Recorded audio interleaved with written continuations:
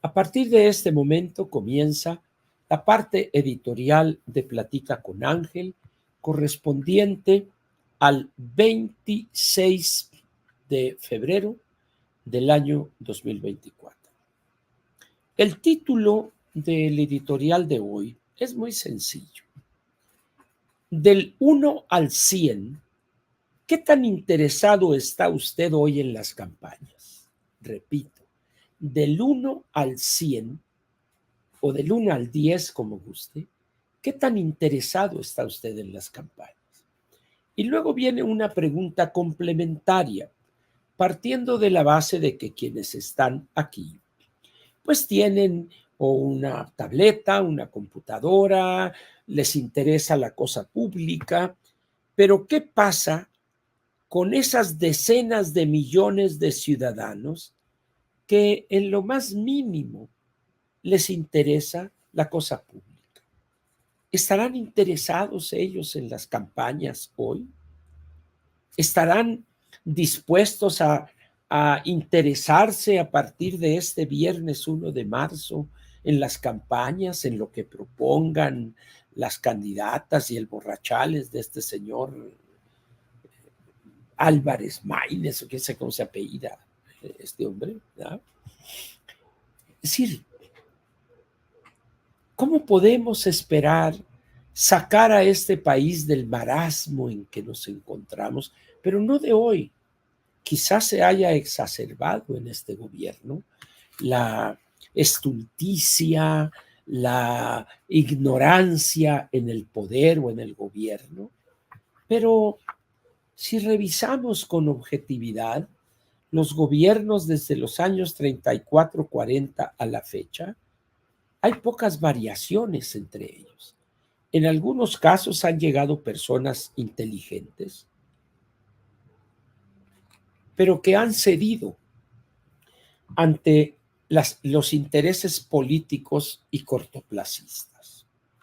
Por ejemplo, yo le tengo una admiración al doctor Carlos Salinas por lo que representó haber promovido, propuesto, fortalecido la apertura económica y el cambio de modelo económico, la actualización de algunas leyes que se tuvo que hacer. Sin embargo, pienso que uno de los grandes errores que él cometió se pueden plantear en dos campos. No tocó el campo y segundo, tampoco los mercados laborales. Y resulta que abrimos la economía, empieza a gestarse un sector moderno del sector de la transformación, del segundo sector, actividades primarias, es el campo, los bosques, pesca, ganadería, etcétera. Y luego viene el secundario, que es la industria de la transformación, y luego el terciario, que son los servicios. Pero haber dejado intocada la Ley Federal del Trabajo, que es una aberración, aceda, caduca, que no guarda relación alguna con el México que estaba entrando a la apertura económica. Y el campo, que es un remanente de una visión de fines del siglo XIX. La Constitución del 17 es una, vamos a decir, una reforma, una disque transformación de la Constitución del 57. Y mucho de la Constitución del 57, del siglo XIX, fue producto de lecturas mal digeridas de algunos intelectuales de esa época. Y lo mismo pasó con algunos simpatizantes de la Revolución de Octubre y de esos movimientos que había en aquel entonces en la Europa de principios del siglo XX. Y así nos ha ido, pues. Una constitución que en muchas cosas es letra muerta, o como diría alguien, es un papel sanitario. Entonces, México en ese sentido está entrando a una etapa donde la cruda realidad que enfrentamos y enfrentaremos es la consecuencia de 70, 80 años de ignorancia, de corrupción, de desinterés en la transformación del país y de esa ambición desmedida de no pocos funcionarios públicos que en colusión con la vieja clase porfirista hicieron de lo público un botín y posteriormente en colusión con los grupos delincuenciales, pues han hecho fortunas inconmensurables. Y hoy, con voz docta y haciendo mirada con el infinito, ¿verdad?, quieren dictar la ruta de este país. Cuando el problema es que podrán dictar la ruta, pero no tenemos en qué transportarnos. Salvo algún burro con una carreta como la que promovió en su momento López Obrador allá en un trapiche. Es decir, somos un país que estructuralmente está decenios atrás de los cambios en el mundo. Y eso se debe en mucho a esa propensión que tenemos a rehuir el contacto con lo ajeno, con los extranjeros. El mexicano viaja a otros países o para presumir que viaja frecuentemente a Europa o a Nueva York de shopping o a ver caer la bola en Times Square cada 31 de diciembre. Algunos, los más cultos y arriesgados, pues van a la celebración en Londres a Trafalgar Square, a recibir el nuevo año, o a la Plaza de la Bastilla en París. Pero van otra vez a lo frívolo, que van al restaurante Julio Verne en la Torre Eiffel, que van a la Torre de Plata, ahí a un lado del Sena, etcétera, etcétera.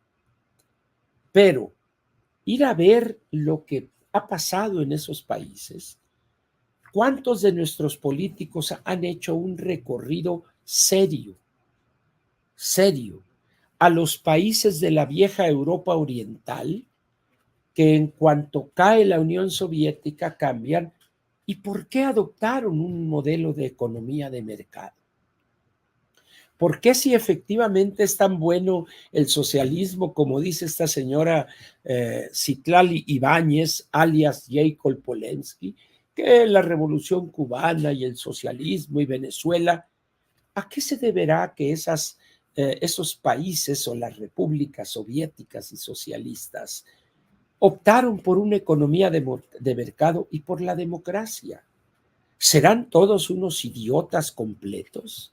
¿Serán unos masoquistas que les gusta sufrir?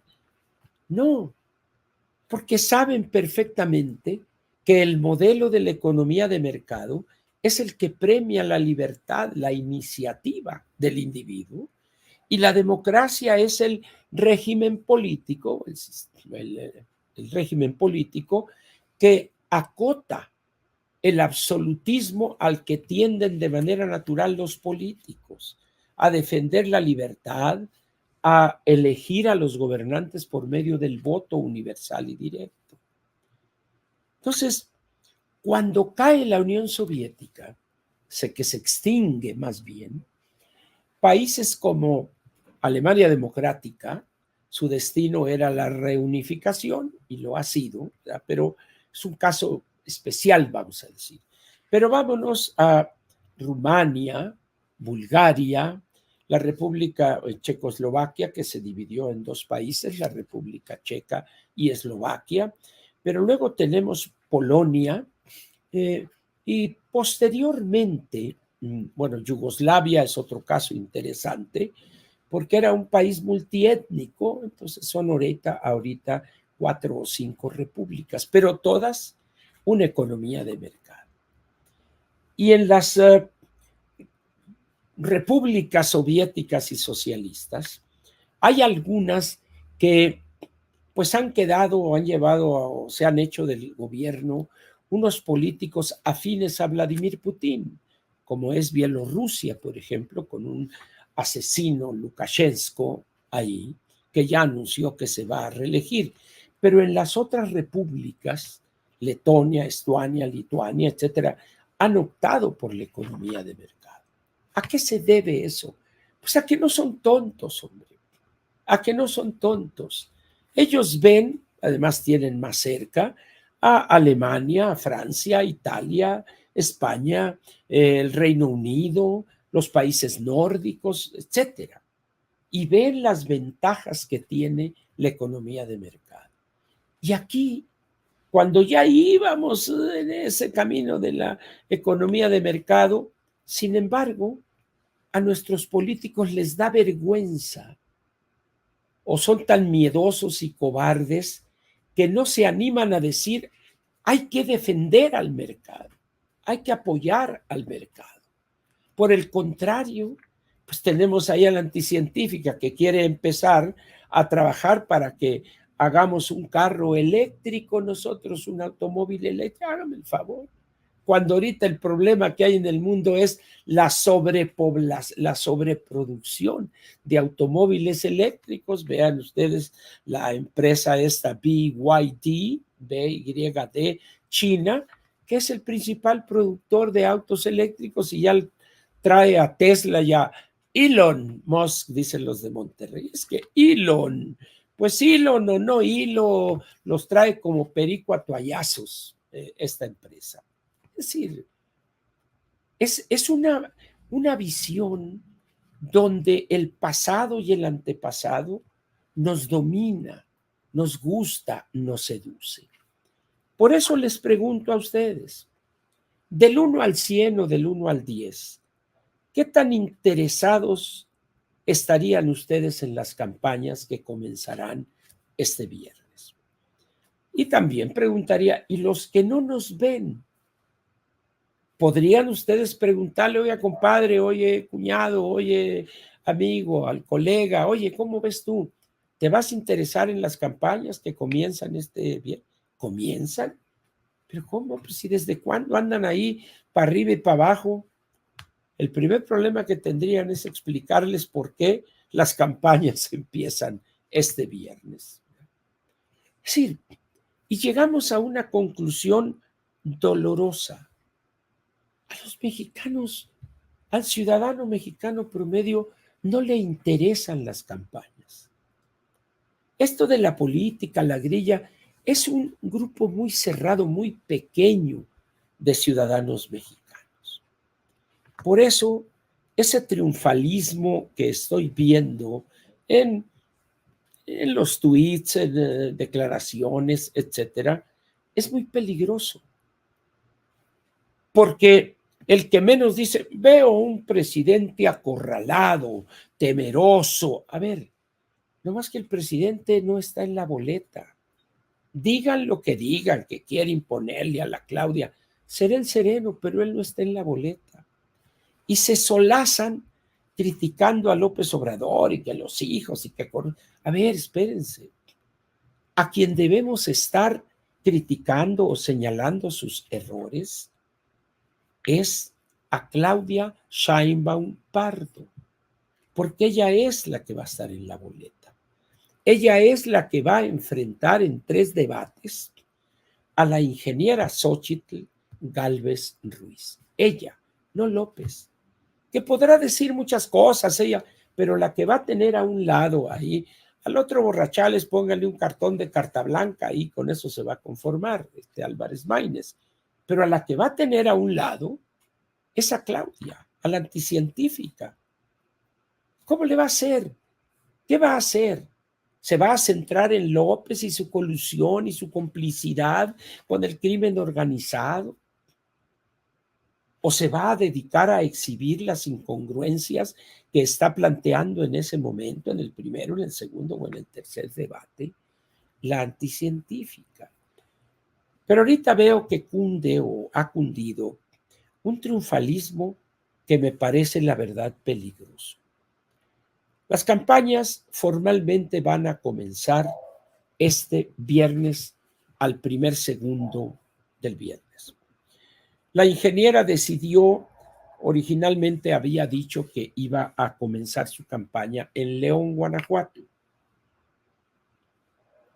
una ciudad industriosa, moderna, gente de trabajo, gente buena, ciudad panista desde hace muchos años y un ambiente muy favorable para la inversión, para los negocios, pero decidió cambiar y a las 12 de la noche comenzará su campaña en la ciudad de Fresnillo, Zacatecas, la ciudad más golpeada por la violencia del crimen organizado y también por el desorganizado. ¿Qué va a suceder ese día? Nada. Va a realizar sus actos, los mañosos van a entender que no les conviene generar ahí un asesinato o balacear al mitin y seguramente alguien de allá de los abrazos no balazos les va a decir, cálmala carnal, espérate que se vaya y luego haces esto y lo otro. Pero ahí va a ser.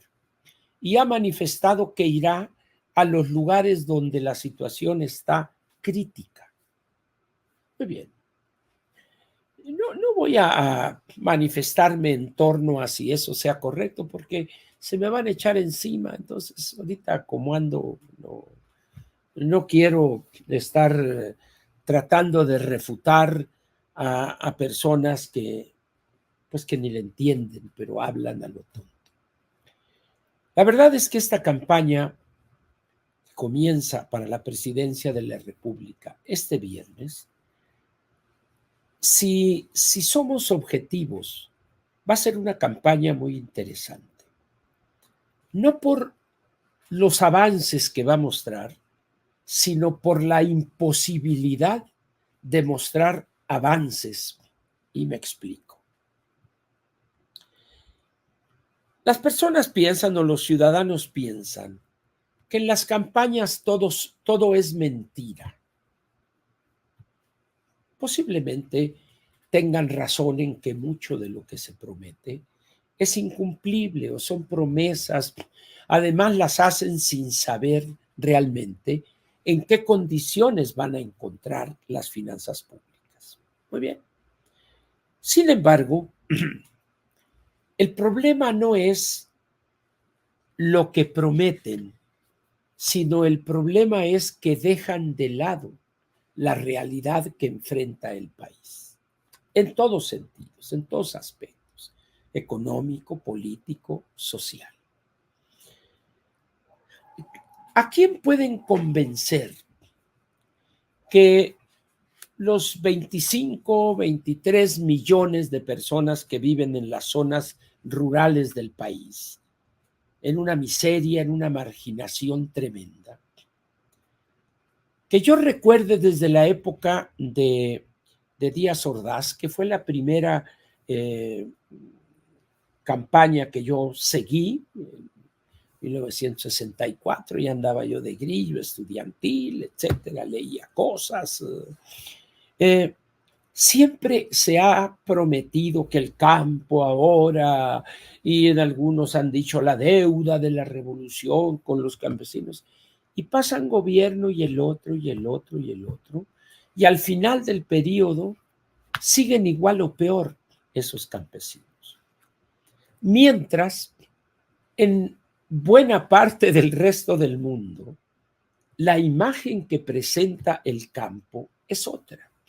Si bien hay bolsas de atraso, hay bolsas de marginación, pero en términos generales, la agricultura en el mundo ha cambiado mucho. Para empezar, el tamaño de las operaciones, por ejemplo.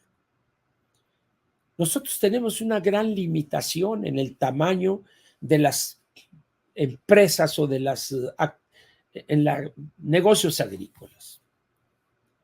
Dice la fracción 15ª del artículo 27 que un mexicano puede poseer a lo más 100 hectáreas de riego, 200 de buen temporal, 400 de algodón y 800 de árboles frutales o bosques, alguna cosa así.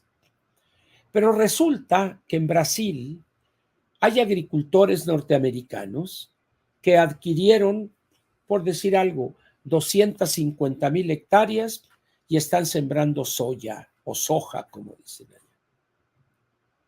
O tienen ustedes en Argentina agricultores, familias que poseen estancias, así se les llama allá a las empresas agrícolas, desde hace 3 o 4 generaciones y explotan 40 o 50 mil hectáreas sin problema alguno. Y aquí en México idolatramos el latifundio. Tenemos alrededor del 70-75% de todas las explotaciones agrícolas tienen menos de 5 hectáreas. Y dice uno, ¿así es posible sacar de la miseria a esos? No. Pero dice uno, bueno, ¿cómo es posible que nadie de nuestros políticos, que acá y esto, no han planteado enfrentar esa situación? Porque no les importa, no les preocupa eso.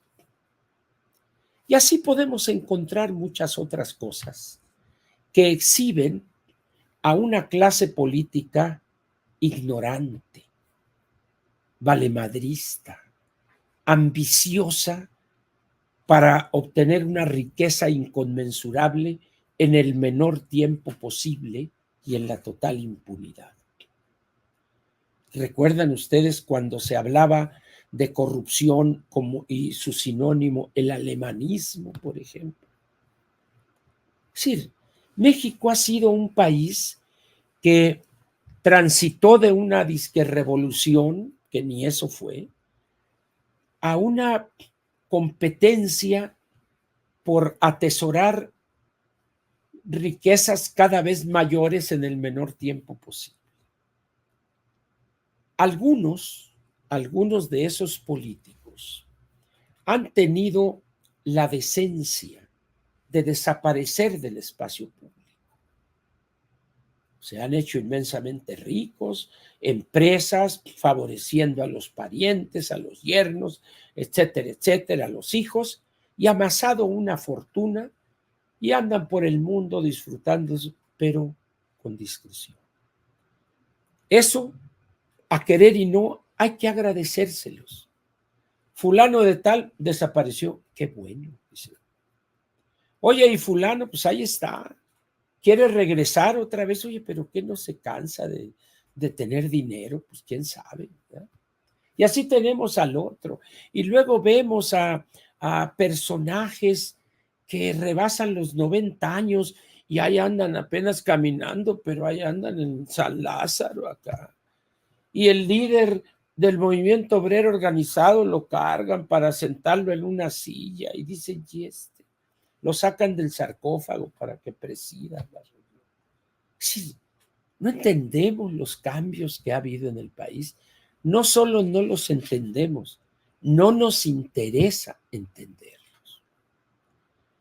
Y luego tenemos la prostitución más ofensiva de la política, de la democracia, cuando Morena insiste en designar como candidatos a un buen número de los suyos por medio de la tómbola. Y dice uno, el azar sustituyendo a la democracia, a la política en serio. Ese es el México que hemos construido. Y en ese sentido, es interesante lo que vamos a ver en las campañas. Repetirán la anticientífica y la ingeniera, promesas incumplibles.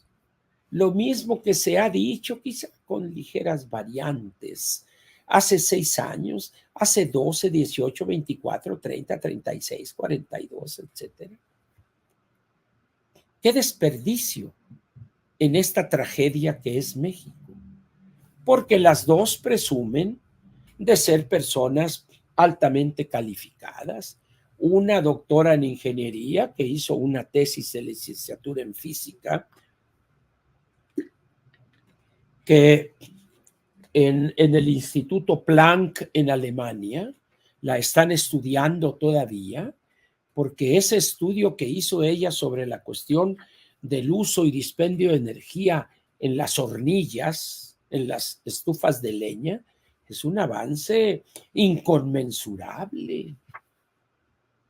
O sea, grandes instituciones que se dedican a la investigación de la energía y sus fuentes alternas están estudiando la tesis de licenciatura de la anticientífica.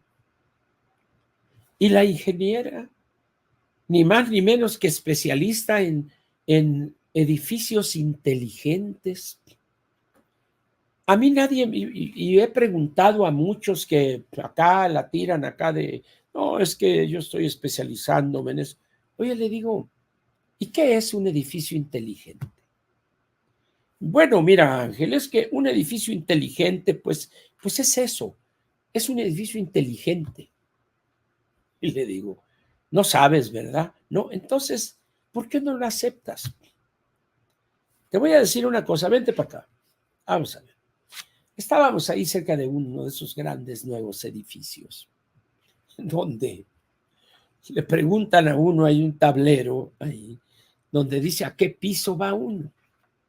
Entonces vamos al 18. Entonces le aplasta el 18 y ese tablero le da una respuesta. Elevador C. Ya vamos. ¿A eso le llamas edificio inteligente? No succiones, le digo, para no utilizar la otra expresión coloquial. Eso no es un edificio inteligente. Eso es un desarrollo de software que varios programadores desarrollaron para, están consideradas todas las combinaciones y posibilidades y punto. Pero edificios inteligentes, y le decía yo nomás uno de víbora, ¿no? Oye, y en ese edificio inteligente, los excusados también pensarán. O sea, detectarán el trasero de los que van a ser del 2 ahí. No, no, que bueno. Entonces, los baños van a seguir siendo tontejos igual que los anteriores. O que es inteligente la estructura de acero en la que se construyó este edificio. Es decir, y ahora resulta que hay teléfonos inteligentes y hay vehículos inteligentes que no llevan chofer. ¡Ah, qué maravilla! Entonces caemos seducidos, producto de nuestra ignorancia en materia científica, en babosadas como esa. Entonces, me he encontrado y a veces por eso casi pierdo amigos. No, Ángel, mira, este es el de los Apple, ya ve que sacan 15 días un nuevo modelo ahí. Este es el iPhone 15 o 14. Este es un smartphone y qué lástima que a ese smartphone se lo hayan vendido a un pendejo. Le digo, ¿qué pasó? ¿Qué pasó? Me dice, pues sí, le digo. O sea, un teléfono es un teléfono, hombre, pero no es inteligente, es una máquina, es un objeto. Y eso se traslada a la política. Los otros países, los medianamente administrados, y no me voy a referir necesariamente a Corea, Taiwán, Singapur, etcétera, sino países más modestos, pues, Costa Rica, Chile, algún país en Europa, lo que era Europa Oriental, quizá la República Checa o Bulgaria. Bueno, son países que están dándole un gran peso a la educación. Han logrado triunfos increíbles en la prueba PISA y nosotros en los últimos lugares. ¿Qué demuestra eso? Pues que lo más probable es que en las campañas seamos testigos de lo mismo que hemos testimoniado hace 6, 12, 18, 24 o más años en este país en su vida política. ¿Y esto a qué nos lleva para terminar este triste y aparentemente pesimista comentario? A que este país no tiene remedio. No tiene remedio. Y me preguntaba un amigo, ¿y qué quiere decir que no tiene remedio? Que esto va a tronar. Va a llegar el momento en que esto va a ser insostenible. Bueno, ¿y qué pasaría? Pues mira, como yo no voy a llegar a esa edad para verlo, entonces, ¿qué caso tiene que opine? Tú que estás más joven y que sí vas a padecer eso, ya lo verás cuando llegue el momento. Y al mexicano no le interesa el futuro. El único futuro que le interesa al mexicano es si esta vez el Cruz Azul no la va a cruzazulear. Esa es una de las grandes incógnitas que merecen una respuesta. Y se dedican a eso, ya acá. Que un juego el clásico chico le llaman algunos, al no sé qué contra no sé quién. Y dice uno, ¿no puede ser esto? Sí, sí puede ser. Cuando ve uno los prospectos o las propuestas de los partidos, de los siete partidos con registro para legisladores, y dice uno, no cabe duda que no hemos entendido lo más mínimo.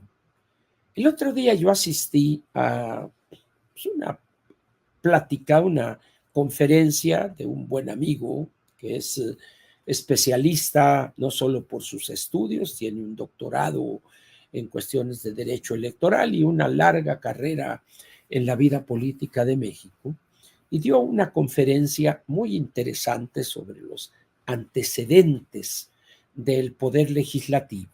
Y el tema tenía que ver con la profesionalización del poder legislativo y su importancia. Y luego participé yo junto con otros eh, ponentes o comentaristas ahí. Y una de las cosas que me di cuenta es que en este país la palabra profesionalización la usamos con un gran descuido. Cuando algo queremos que cambie y proponemos algo que se vea bonito, hay que profesionalizar las policías. Ah, chingas, ¿no? Y ya está resuelto el asunto. No importa que el 80% de los ayuntamientos o de los municipios no haya policía. De los 2,400, 2,500, el 80% no tienen un policía. ¿Qué van a profesionalizar ahí? Y así encontrará uno. La educación es que hay que profesionalizar. ¿A quiénes? ¿A los delincuentes estos de la CETEC, de la sección 22, o a estos aprendices de guerrilleros que llegaron tarde, 60 años, de la rural Ayotzinapa y de las otras? Es decir, debería haber un decreto que prohibiera el uso de la palabra profesionalización sin que estuviera correctamente aplicada. Miren, hoy estamos enfrentados a varias nuevas profesiones, donde la persona que las practica es un verdadero profesional, y le voy a dar a usted 3 ejemplos para terminar. De repente me encuentro un anuncio aquí en la colonia Cuauhtémoc en un poste. Se solicita suchero con experiencia. Y dije, suchero, y luego me cayó el 20. Ahorita la proliferación de restaurantes que venden sushi es aplastante. No se dan abasto para su clientela porque no hay suficientes sucheros profesionales. Luego hay otra profesión muy interesante. Se solicita pastorero con experiencia. ¿Y quién es el pastorero? El que sabe hacer bien tacos al pastor. Y dice uno, qué dificultad. Bueno, hay una taquería al pastor que está ahí en las calles, ahora se llama Alfonso Reyes y antes se llamaba Juan Acatlán. Antes, donde hay una curva y desemboca en la calle de Nuevo León y Baja California. Creo que se llama, ¿cómo se llama? El Farolito. Es el Farolito, ¿verdad? Ahí. Y hay un chavalo joven, no sé si ya se los piratearon, pero el vato está ahí. ¿Cuántos quieres? 3 con todo, con sí, cómo no, con piña, sí, con piña. Entonces, el vato está con la tortilla hedionda la tortilla porque está hecha con maíz amarillo, huelen re feo las pinches tortillas. Está aquí con la carne y con un cebollero tamaño caguama, el vato, pum, pum, la piña, la avienta y cae aquí en el taco. A ver esos politólogos, a ver esos de tercer grado, a ver si son tan profesionales como ese pastor. No. Y luego viene el tercero, paseador de perros, teléfono celular tanto, tal. Y dice, le digo yo al que se burló cuando estábamos platicando de este tema, le digo, que un día veas allí en la colonia Cuauhtémoc a un chavalo con 10 perros, las dos manos, con las correas, dirigirlos, detenerlos en el cruce. Ni Charlton Heston en la película Ben Hur podía manipular la cuadriga en la que iba ahí queriendo matar a Mesala. Ahí. No, hombre, los vatos, esos asas, y jálale acá y jálale al otro. Y